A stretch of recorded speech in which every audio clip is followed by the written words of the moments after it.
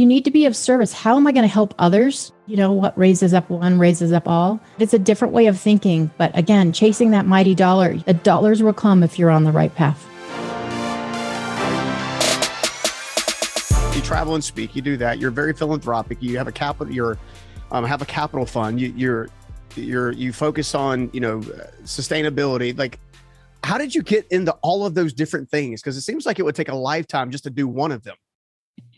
Well, it took a lifetime to get to this point, right? So working hard, head down, and very focused. I'm a very driven and focused person. I'm a goal-oriented person, but I've got a partner in my husband. I would say like I'm AA, he's quadruple A. So I think together we kind of push each other forward. So I have to say it. I don't do it alone. We do it together. Yeah. So that makes you guys a package of Duracell batteries, from what I understand. Pretty much, yes. It's a little awesome. crazy, but it's fun. We feed off one another, so it's a lot of fun. Yeah, absolutely. Well, I was very fortunate to spend some time with you. It's been close to a year ago now, which is crazy. Up in Nashville, and one of the things that really spoke to my heart a little bit is the passion that you shared about entrepreneurship, especially in those that are marginalized in getting into entrepreneurship or the difficulties they face. How did you discover that, given that you've already been so super successful in your own entrepreneurial ventures? How did you discover that need in other people? Well, of course, we're always trying to solve a need somewhere that's buried deep within us, right? Yeah. So you have to have a couple of failures before you have your successes. I think that's what really drives everyone. A lot of people give up, and it really bothered me when I finally hit my stride, but I would see other people clearly struggling and losing their confidence, because I know what that feels like, and giving up. And there's so much potential in that person. And so that's what gets me super excited. That's what I really love to do. And I think that's what I want to spend my time doing, is helping people have that aha moment to say, someone reach out a hand and help someone else. They can get there. They just need someone to look out for them and help them kind of pave the way a little bit. Yeah. Hope that answers that question. Yeah, absolutely. Well, it's all about trying to understand. There's 1,000 different ways to say it. Rory says it one way, or one of our mutual friends, I say it a different way. The greatest purpose in life is serving the person you used to be. I've heard like 18 different variations of that same life truth. And, I always like to ask that question because, I mentioned to you that many of my leaders are very, very successful female leaders. And as an owner, as an entrepreneur, I like to surround myself with people who are just more amazing than I am at any given thing that I suck at. And then some of the things that you'd mentioned was some of the struggles and things that I didn't even think, it wasn't even top of mind. That I even went back to my CFO, who's amazing. And I said, I'm just curious, did you struggle with X, Y, and Z? She's like, absolutely. And I was like, really? Because, to me, she's so accomplished. Right.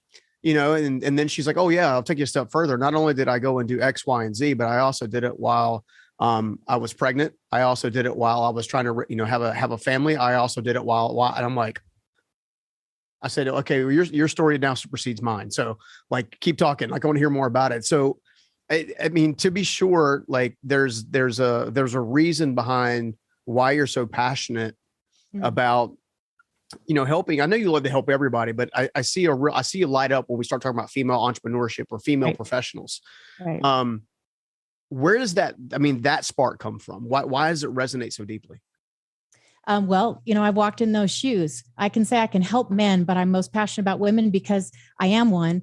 I see it through a different lens. It's a little bit different than the way men see different things. I can't speak to someone else's plight or their problem past a certain point because I haven't lived it. I haven't felt it. And when you feel those emotions, when you have those setbacks, or you have an instance where you feel less than, or you're treated differently just because of your gender. And I don't want to get on a rant for that. I'm just saying that there are certain things we all have to overcome. And being a woman, you have a certain set of things that you need to overcome, whether they're real or perceived. And it's a challenge. And that needs to be addressed. And someone needs to be out there, gloves off, and saying, let me just break it down for you and be really transparent. You can do this. I was in your shoes. Let's move it forward. And those are the conversations that I really like to have. And I think it needs to be talked about a little bit more. Yeah, absolutely. Well, and that was one of the things I witnessed when I was hanging out with you. We had a wonderful table of female entrepreneurs sitting at our table. I was very fortunate to be in that environment. And it was it was a really powerhouse table in that you began seeing some of the same struggles and things like that.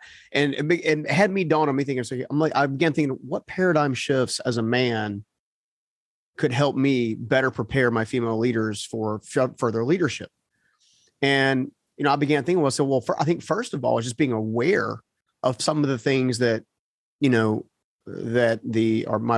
female leaders face that I haven't faced. Like you talked about it a second ago about, just there's certain things you can speak to and certain things you really can't, or at least not at a deep level.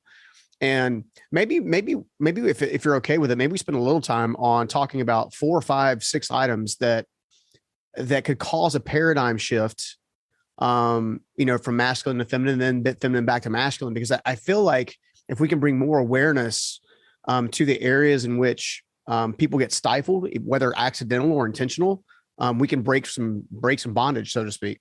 Yep. I completely agree. So one of the things that I when I talk to women, one of the things that I say is, obviously I'm a little bit older. I'm not, 20 something. So my upbringing was copy what the men do everything the men do, and then try and be better prepared. So, we had the business suits, we had the power suits, we had all of this. And it really took me 15 years until I figured out I'm going to be me. You need to lean into your femininity.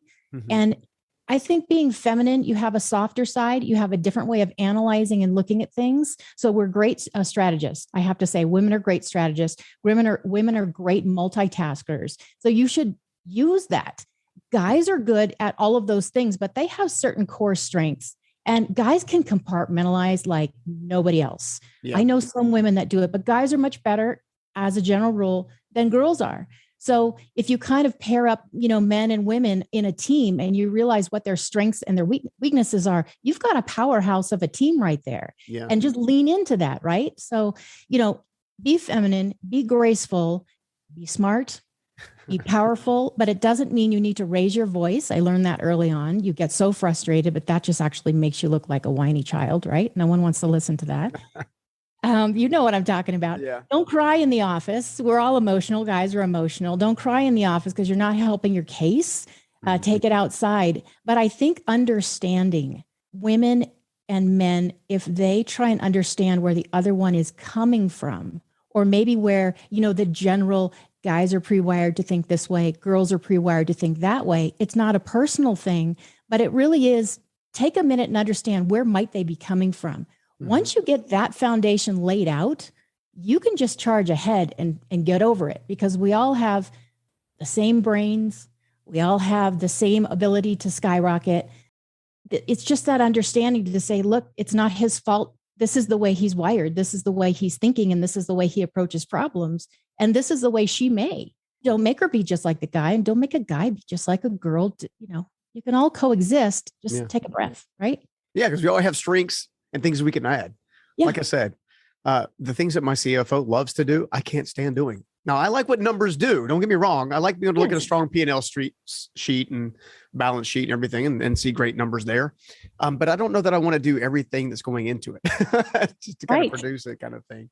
No, I love that. Well, let me ask you this. All right. So let's talk a bit about a workplace culture, right? Because a lot of the people that listen and watch the show, they're either aspiring entrepreneurs, so they're budding, they're hoping to create something, or they're established entrepreneurs who are probably $5 million in top line revenue and trying to scale it and grow it. And speaking from personal experience, when I got to the $5 or $10 million mark in top line revenue, one of the things that I began to really struggle with was me. Like I really began to struggle with me because I didn't have the education, so to speak. I mean, I was a high school dropout. So all I was doing, everything I had done was by grit. Right. And therefore I wasn't as emotionally intelligent as I could have been early on. And it took some pretty brave people to help awaken that within me. And I think that's where my question comes in is, have you seen techniques or practices that have come up to basically create a much better workplace / culture environment, so they can have the moment where people are being recognized for their strengths and stuff like that, rather than kind of like what I've seen in times past, which is like the insecure leadership kind of phase? Yes. So we did things a little bit differently at our company. We actually encouraged everyone to speak up, have an idea, and I don't care what your title was, you were listened to. That's very empowering. because your best idea might come from the receptionist who's been there listening and absorbing all the conversations around her for the last 6 months. And she just wants to say one thing. And you know what? She's no dummy just because she's got a different title. And a lot of people bring a different perspective. But once you listen to someone, then they feel like, okay, I'm part of the conversation. I'm being heard, right? I matter. And then they become even more engaged, and then they want to do better. And then they just elevate themselves. And if you keep recognizing them, you help them elevate, and they grow that way, just like a flower in water, right? Yeah. Don't put it in a corner and ignore it just because they're not at a certain point yet. And I have to say that some of the most intelligent women that I have worked with and helped to mentor, their college degrees didn't mean anything. It was all learning through experience. Yeah. So it really doesn't matter. You don't need a college education to do well. Sometimes it's that chip on your shoulder that helps you push forward, right? Yeah. But you don't need that. If you're in finance and you're doing other things, you have to have certain certifications because you need to be qualified, know what to do with those numbers, like your CFO. Yeah. But the rest is recognize it and encourage people. And you would be surprised what happens with someone who walks in the door if you don't judge them by their cover and you give them a little bit of food and direction. It's kind of amazing. So that was our culture. And that's what I would say to people is start recognizing the people you pass every day that you just ignore. You might be surprised. Yeah, I would dare say that I think, thank God that many of my businesses have survived many of my ideas and have thrived based on the ideas of other people. So I've been I've been very fortunate there. You know, as we start talking about entrepreneurship and and apparently Siri decided to talk to me about that. Anyway, as we start trying to like walk through this, one of the things that I dealt with, and I see a lot of entrepreneurs deal with, is this, for lack of a better word, burnout, right? You're pushing so hard for so long. You're waiting for your big break. You're waiting for the big deal. You're waiting for your first customer, your 100th customer, your $1 million customer, all this kind of stuff. You're putting in the extra hours, the extra effort, to obtain whatever it is you're trying to obtain. How important is it to take a break and actually get some rest, get some replenishment, and like, because I know I struggled with that for a while. How important have you seen it to be really kind of operate at your peak performance? I think it's vital. I think it's imperative that you do that. You force yourself to do that. I was a workaholic. There is no doubt about it. I was just so driven. I don't know how to go from, slow to overdrive. I just go straight to overdrive. And I learned it the hard way. A lot of people don't know this story. I learned it the hard way in the back of an ambulance. My numbers were crazy. I was doing rock star things, insane. I was pushing myself so far, but we all have that wake up moment, and I wasn't listening to certain things. And so I woke up to the paramedics leaning over me, and I thought, okay, well, I guess I needed a 2x4 to hit me across the head to figure out I need to slow down. So every year I do, which is great. I've got this, the first time I'm opening this retreat up to the public. But it's my retreat that's Rejuvenate 2023. You need to go away, turn off the phone, turn off electronics, turn off everyone. Do not take your best friend, your partner, go by yourself and put yourself in a place where you're reflective and you figure out, why am I doing what I'm doing? What is it that I want in the end of this? And if you're driven by money, at least for me, money never drove me. If you're driven by money, stop and turn around and really look at your priorities, because you shouldn't be feeding yourself, putting a roof over your head, providing for your family. Yes. But if you're chasing that mighty dollar and worshiping that mighty dollar, you're going to find yourself in a sad, lonely place at some point. I never did, but I saw people that did and say, why am I so sad when I get here? Yeah. That's a whole nother conversation in a workshop, right? But it's very important to go away. So I would go away for 4 or 5 days, at least once a year by myself. People thought I was nuts. And I'm like, look at my numbers. They don't lie. I need to do this. I need to do it for my sanity and everyone else around me. It's very important. Yeah. And well, I mean, to that point, I mean, obviously you got Rejuvenate 2023 coming up. Why did you decide to open up to the public when this is something that you would normally go off and do by yourself? Because my whole motivation now is to help ignite that fire in someone and help give someone that encouragement to say, oh yes, you're almost there. Don't give up. And I've had so many people ask me, what's your method? How do you do it? How do you just smash your goals? What is it that you're doing? I want some of that. And I do this on my retreats. We talked about earlier when we met, I've taken women up Everest. I've taken women up Kilimanjaro. I've done all these crazy things just to help women, tap into their inner warrior. Mm-hmm. And so this is just another thing that people have said, I want some more of that. I said, all right, I'm going to let you in on my little secret. If you'd like to come, I'm giving a workshop. This is how I do it to set my year up.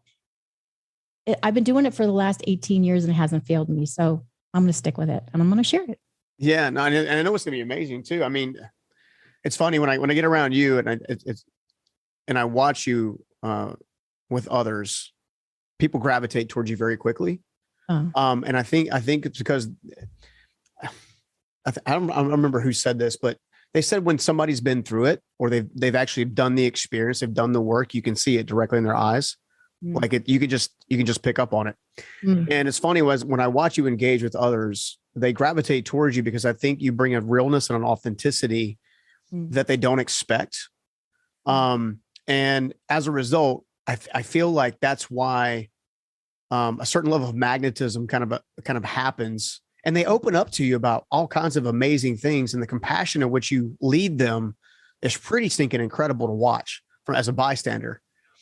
So I can only imagine what's going to happen at the event, big time. Now, correct me if I'm wrong. It's like it's pretty closed loop. It's not going to be a lot of people. Like it's only going to be a handful of people. No, and it's an intimate group. It's an intimate group because I think if I'm speaking to, 1,000 people, I can't give that one-on-one time. And you're right. I really like to, t-shirt, blue jeans. Let's just get down to it. We both put our pants on one leg at a time. Yeah. I want to get to know you. I'm really, truly, honestly interested in your success. I'm interested in who you are, where you've been, and what do we need to get rid of in order to help you move forward. That just gets me so excited. So that's why I've kept it as an intimate group. A lot of people are pretty excited about it. So I'm already starting to plan the second one because I can see that we're going to sell out because the first one's filling up fast. Yeah. It's filling up fast. But it's going to be a lot of fun. And I honestly love stories. I love to hear about people. I could care less really about myself. I want to hear about other people. And I want to get in there and say, okay, we can fix this. Let's do it together. So I love that. Yeah. And you and I share that in common. We always want to figure out what the problem is and just put it back together. Right. Which is great. Right. Well, so ideally let's talk about it a little bit. Who ideally is this event for? Like who's the best suited person to come and be part of this?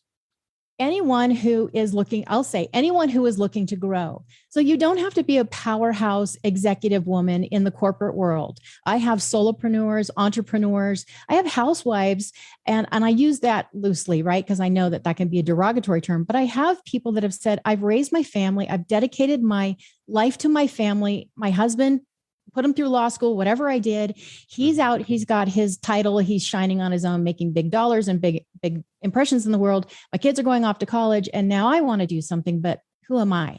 So there's also a section for those women. I also have younger women that are in their mid 30s that really say, I want to go from, middle management and up. I've hit the ceiling. I want to go up. How do I do this? So this is for anyone. This is for someone who says, I'm in a horrible relationship. I want to leave that relationship and stand on my own. I just need the power and the courage to do it. Anybody who's looking to grow and say, I've got a goal and I have no idea how to get there. I need some help. I need everything. I need some mentorship. And really that's who it's for. So I have powerhouse women that you've read about in Forbes that are coming. Yep. And I have women that are in their 30s that are coming that are just in middle management. They're kind of stuck there. And then I've got some other people that are saying, I don't have a big corporate name behind me, but I just so want to be part of this because I want some of that. So yeah. I mean, well, the circumference of the influence, right? So, I mean, my biggest growth moments have come in a state of reflection away from the world, but in a group of people who are further along than I was in that particular part of the journey because they can see things I can't see. Yes. Including my limiting beliefs, including my emotional roadblocks, or even practically and tactically. It's like, well, dude, why are you investing here when the rate of return is much better over here? That kind of stuff. Now talk a little about some of the female leaders you're also going to have there. I know a couple of them, thank God, and they're both amazing in their own rights in their own categories. So talk to us a little about them. Yes. So we've got Stephanie Schostak. She's a French-American actress. She's been in so many different TV shows, hit TV shows, and including Iron Man. Including Iron Man, which is funny because when I talked to her, Devil Wears Prada, she was in Devil Wears Prada. So I don't know one woman that hasn't watched that about 20 times, however. Yeah. But I was more excited about Iron Man because I am such a Robert Downey Jr. freak. So, and then, Dinner for Schmucks and A Million Little Things. So she's an amazing person. She's also a fantastic golfer. She's responsible for getting me back into golf, which is a whole nother story. And she's hilarious. Clubs, so. Well, there you go. She's hilarious and she's a great person, but she's got some great things to talk about. She's coming. And then I've got Dr. Celine. So we're going to be talking. I always do mind, body, soul. We throw some beauty in there. We throw a lot of health in there. So Dr. Celine is going to talk to us about health and beauty, all the surfacey things and all the things that you're afraid to ask your doctor. We're going to talk to her about that. So that's going to be a very interesting Q&A session. And then I've got some other people that are powerhouse people. I can't reveal yet, and they're going to do some drop-ins. I know. But I thought we were close. We are close. I love to spoil my friends, and my friends meaning anyone that comes to one of my seminars, my conferences, my retreats. And so I like to have more than they expected. But there are going to be some powerhouse women there that you think, why are they here? Why do they need help? Guess what? We all need help. We all want to go to that next level. So you need to bounce it off other people, and you need to be energized around people, just like you said, like yourself. Yeah. You don't need to be in a room full of duds. You need to be in a room full of progressive thinkers. And that's what this is. No, that's so good. That's so good. I just got me thinking, it's like, you could be doing anything. Like, so, all right. So audience, Heather will never share this. But when I say she's successful, she's incredibly successful in the entrepreneurship space. You can Google yourself till you're blue in the face. Good luck there. So she doesn't have to be doing any of this. She doesn't have to be doing retreats. She doesn't have to be doing any kind of coaching or mentoring or speaking or whatever. She could literally be doing anything and everything that she would ever want to do. So my question is, given the fact that you could do anything and everything that you would ever want to do and could do, why are you so focused on giving back? I'm focused on giving back because, well, it's selfish in a way because it makes me feel really good. So my motto is see good, do good, be good. That's what I want to live by.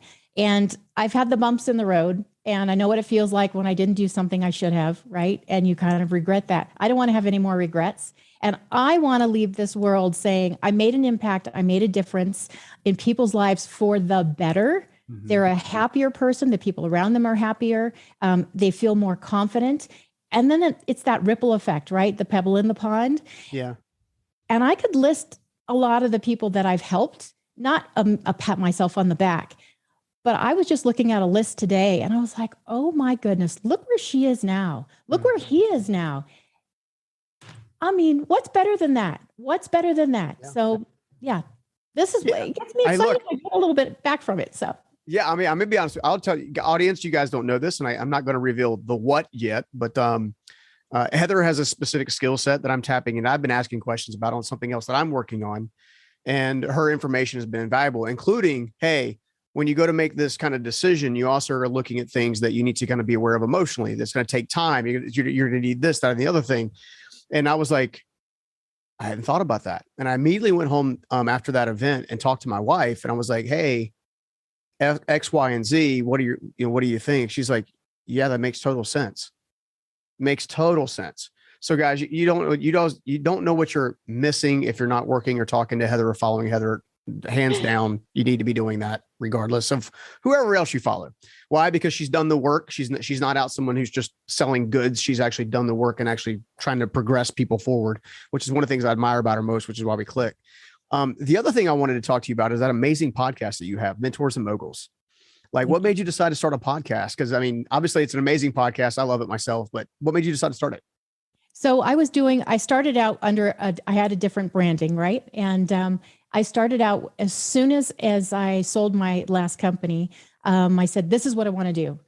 I didn't have these strong female mentors. I'm going to find them and I'm going to make them accessible to anybody who wants them because I so desperately was craving that. I had a lot of great guys that were brilliant. My husband is brilliant. I love him to death. But there was a certain point where he stopped and I was like, you just don't get it. I mean, you just don't get it. And there was a point of frustration. So I took a film crew and we went all over the United States, a little bit out of the United States as well.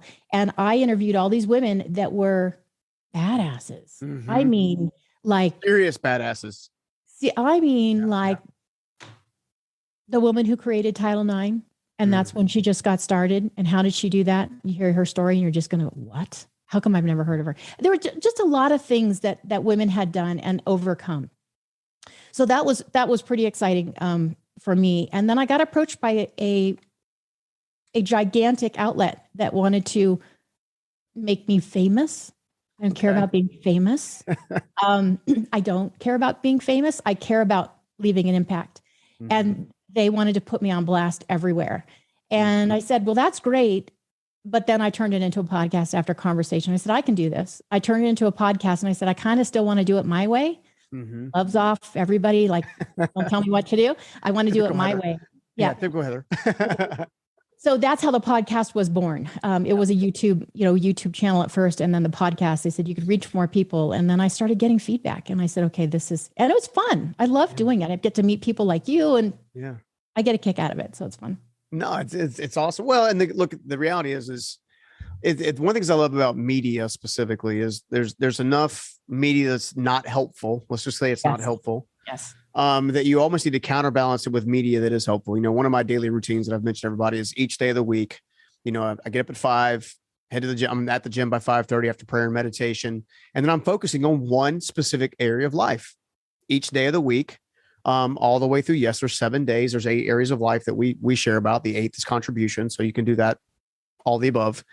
But one of those areas is the thought process that moguls, if you will, have the badasses of the world, right? They think differently. My first mentor, you and I have talked about before, when I began referring to him as Old Man Myrick, because people got confused because I always say Steven. So, but Old Man Myrick, and his very first comment to me was, what's between a rich man and a poor man? What's the way they think, right?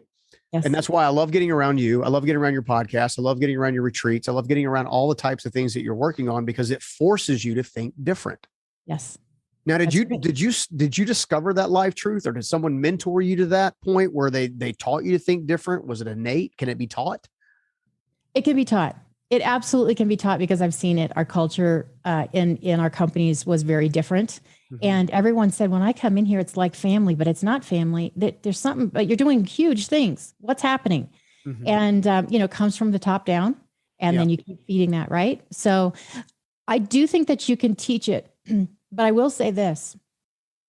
If you treat everyone from the janitor to the CEO with the same respect, dignity, and thoughtfulness in your life, that is the first step. Don't ever talk down to someone else. You can push back if they're pushing you. But it can be taught, and you need to be of service. How am I going to help others? You benefit. You totally benefit. What raises up one raises up all. So yes, it can't be taught, but it's a different way of thinking. But again, chasing that mighty dollar, you're going to hit a roadblock at some point. The dollars will come if you're on the right path. Yeah. You know that. Yeah. Well, let's talk about impact for just a second. You're already making an amazing impact. And I would dare say that, and I'll put this out there. Some of us, especially early stage entrepreneurs, we're making an impact by simply doing the business that we're doing. Yes. We're bringing value and a service and something to the marketplace. Now, you would discover yourself along the way as you were challenged and expanding and stuff like that. An interesting a friend of mine not too long ago said, he gave me this question. So I'm gonna fire it to you. And he said, what's going to be on your epitaph? Like when you finished your world, when you've done all you can do, it's time for you to rest. Cause I don't sit still. You know this about me, right? What's going to be on your epitaph? Now I'll share mine after you share yours. Oh, after. Yeah. You can't steal my idea. Okay. All right. Well, I think what I would love people to say when they're standing around having the best party, by the way, I've already planned out my funeral and it's going to be one badass party because I like to have a good time. And the Rolling Stones will be playing as the opening song. But I want people to really remember that I made a difference in a positive way in someone's life so they could make a difference in a positive way and pass it on. That I think what more is that, right? Yeah. Nobody cares what you own, how you lived, whatever. They care about your character And what did you do outside of yourself? Yeah. So in a nutshell, maybe that's my answer. Okay. So now you got to put it in a sentence. Here lies Heather. Here lies Heather. She was a lot of fun. Okay. She did crazy things and she helped way more people than she knew. Awesome. Yeah, that's good. Okay. That's not too far from mine. Yeah. So mine is going to be, this is my hope, right? Here lies Stephen, loving husband and father, and a man who set out to change the world and did. ... Oh, well, okay. Mic drop on that one. You got me. No, I just, it's funny. When you get around people who are chasing impact over income, right? Just something special happens, right? And a lot of times when you get, especially in the early stages, when you're chasing impact over income, it takes a while for the income to come because of the impact. It takes time. It takes time to build momentum, right? And thinking through that, I'm just curious, what has been the lifespan of doing what you must do to do what you want to do? Like how long did it take you to get to the point where you had to do one before you could do the other? Because I feel like people are chasing, I want to do X, Y, and Z, but they're not doing what they need to do to get to X, Y, and Z to begin with. Well, it's a continuous cycle. I mean, because I'm a serial entrepreneur, let's say that, whether it's a big business or a small venture, I'm always starting at ground zero when I'm starting something new. You're starting a podcast, you're starting at ground zero. Oh my gosh. Seriously, I've done all these great things in the tech world. Now I'm going back to what's a podcast? How do I do it? So if you're growing, you're constantly putting yourself in that phase. So the must do things, you're going to have to grind it out. Someone very famous said to me one time, you can't cheat the grind. And I love that. I should just stamp that on my forehead. You can't cheat the grind. Anything you're going to do is going to be a lot of work to lay that foundation, right? You can't just step in and say, I'm Superman and here we go. You've got to put in the groundwork to say, I'm ready to launch. Yeah. I'm ready to do something, whether it's building a tech company, whether it's building a family, right? Yeah. Whether it's being a good friend, you've got to be a good friend to get a good friend, right? Yeah, so no matter what it is, I don't have a time frame on that. My husband and we had several companies, but the biggest one we had over 28 years, and we had a couple iterations of that. 28 years I was grinding it out. And then, you hear someone that said, oh, I just started up and I sold this app for $1 billion and it was 2 years. And I'm so exhausted. I'm like, oh my God. But that's the way it goes. You're not an entrepreneur. They are. They just figured it out faster. However, you're just good at sales. Right. But I did everything. I did everything. I was never too proud to do anything. So I felt like I worked until I hit my finish line. And then I go and I crazily started all over again with something new. Well, all right. So here's the other side of that, right? Because a lot of times we as entrepreneurs, business owners, we set out to go build something amazing. Okay. Yep. And at least early days, I don't know about you, but for me, it was like, it's going to be amazing. It's going to be this, it's going to be that. So it's in my head, right? So then I start to game plan, I start to strategize, I start to build, I start to process. And all of a sudden I realize this is harder than I thought it was going to be. This is right. And you start going through that. And then, but in the meanwhile, you get about medium way through, like, it's almost like you have support midway through and you don't have the results after you've already paying a sacrifice or a price or not cheating the grind or whatever. And the people around you say, dude, if you were meant to do this, it'd have happened by now. Right. I want to hit there really hard because I feel like, so you and I we've both built businesses, some successful, some, that got to successful later than anticipated kind of thing. But I want to maybe hit on that one subject for a little bit, because there is a point in time where you may have to say, okay, well, this is not the venture. This is not the thing. This is not the direction I should be going in. Maybe a pivot's required. At the same time, there's also a time and a place to, for lack of a better word, not listen to naysayers. Yep. How have you been able to approach and discern when the two is supposed to happen? This is a selfish question for me, by the way. But this is a question I think everybody has at some point in their life, right? Even if you're in high school, you have this question at various stages in your life and over again sometimes. When do you give up, or when do you think you're crazy, or when do you realistically just keep going saying, I can do it? Look at Arnold Schwarzenegger did it, I can do it. Yeah. So the word I just wrote down was ego. Are you driven by your ego, or are you driven by facts and your why? Yeah. Look at that. Again, I'm going to go back to the retreat because this is when you need to not pump the brakes. This is when you need to step out in the stillness and the silence. And you really need to get deep with yourself. And what am I doing this for? Why? And then you also listen to the feedback, not of the other chatty Cathys, because you know what? Susie over there didn't start this business. I did. Yeah. I took the leap. She's getting a paycheck. She's got her comfort zone going on. She's never missed a meal. I'm the one who stays up sweating if I'm going to make payroll or not, right? Or whatever it is. Yeah. So what's your reason why? And are you driven by ego?